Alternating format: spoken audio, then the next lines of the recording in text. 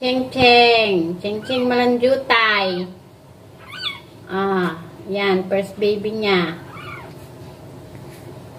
Kagabi pa yan nagliligalig. Napuyat ako kay Cheng. Ingay-ingay. Sabi na nga ba mga anak na Ayan, no? Puti na may itim dun sa may uluhan at saka buntot. Black and white. Yan. Tatay si Chong. Yung anak niyang mamatay, yan ang tatay.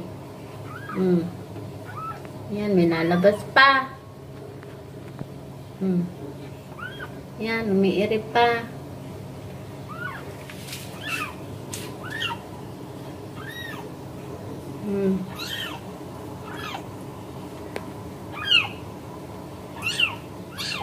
Umiirip pa si Cheng. Huwag naman maraming anak mo ha. Tama na kahit 2. Tapos unti-unti mga matay. Hindi pa natutulan yung inunan Nakadikit pa rin siya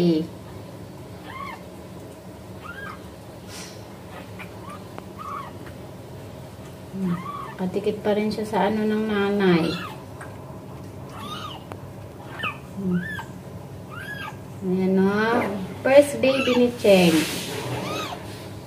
Nandika. October 22. Yan. October 22. 7. Mga 7:40 siya na nanganak. 7:47 AM na ngayon 7:40 AM nanganak. Ayan. Kagabi pa yung nagdiligalig. Ang ingay-ingay. Napuyat ako. Itim naman ang sumunod. Yan, itim. Diyan din siya nanganak nung una guys. Sa ilalim pa rin ng lababo. Diyan pa rin ang pwesto niya. Ayan, itim. Nililinis niya ang kanyang inunan. Itim ang sumunod na lumabas. Nako, wag mo nang paramihin yan, Cheng. So, hindi masyadong gumagalaw. Hindi masyadong nagalaw yung itim.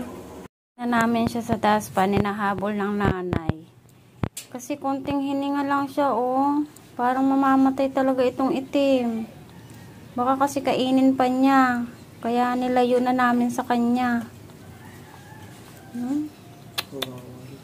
Kawawa lang pag kinain ng nanay. Kasi mga nakarang anak nga niya, kinain niya pag nakitang nang hina na. Oo, halos hindi kasi nagalaw. Yan konting hinga lang. Ito yung pangalawang lumabas sa tiyan ni Cheng. Nilagay na namin siya sa daspan, tapos tinakbo na namin dito sa garahe. Hinahabol niya. Sinara namin pintuan. Itatabi muna namin dito.